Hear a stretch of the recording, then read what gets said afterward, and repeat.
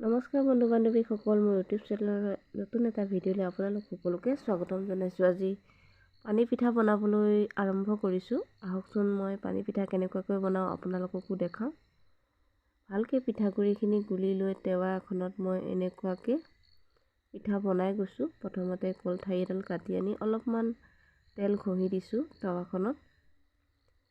তাৰপিছত যিখন হাতাই মই পিঠাগুড়িখিনি গুলি লৈছিলোঁ সেই হেতাখনে এহেতা দি ভালকৈ টেৱাখনত পাতলকৈ বহলাই দিছোঁ। এনেকুৱাকৈ বহলাই দিছোঁ যাতে পাতল হয়। তাৰপিছত অকণমান সময় 5 মিনিটমান সময় ঢাকনা এখনে ঢাকি দি উদঙাই দিছোঁ।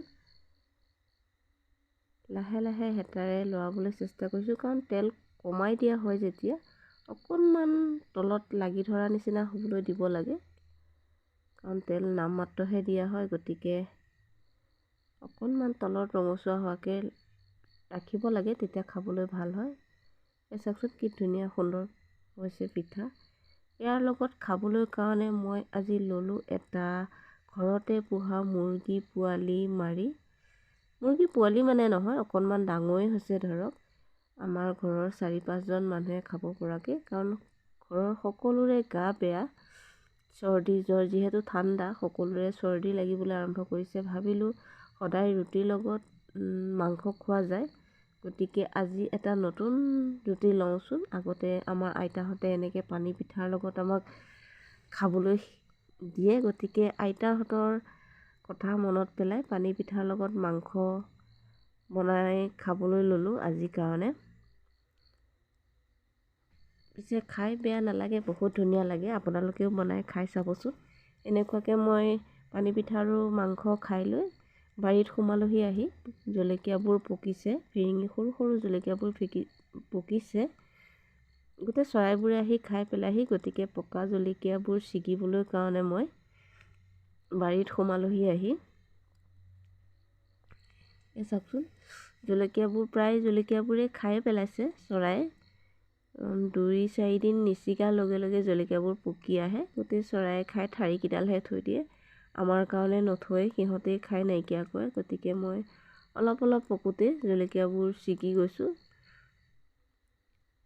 জলকীয়া কাৰণ এটা ছিজনত নাইকিয়া হৈ যাব, গতিকে এতিয়া ছিগি পেলাই ঘৰত যদি শুকুৱাই থ'ব পৰা যায়, গতিকে নাইকিয়া ছিজনকেইটাত চলিব পৰা যাবৰ কাৰণে মই পকা জলকীয়াবোৰ ছিগি গৈছোঁ।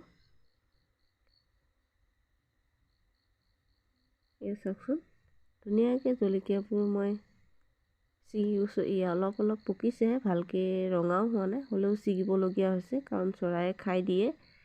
এনেকৈ 2-4 দিন নিছিগোতে বহুত জলকীয়া চৰায়ে খাই নাইকিয়া কৰি দিলে। গতিকে যিমান পাৰোঁ জলকীয়াবোৰ অকণমান ৰঙচুৱা হওঁতে ছিগি দিছোঁ। জলকীয়া ছিগি হোৱাৰ পিছত মই আকৌ পাচলি বাৰীত সোমালোঁ। এয়া পাচলি দেখা পাইছোঁ, বেঙেনাও ডাঙৰ হৈ আছে, বেঙেনা ছিগিলোঁ। লগতে 2টা কলডিলো পালোঁ, অকণমান কচু এমুঠিমানো ছিগিলোঁ,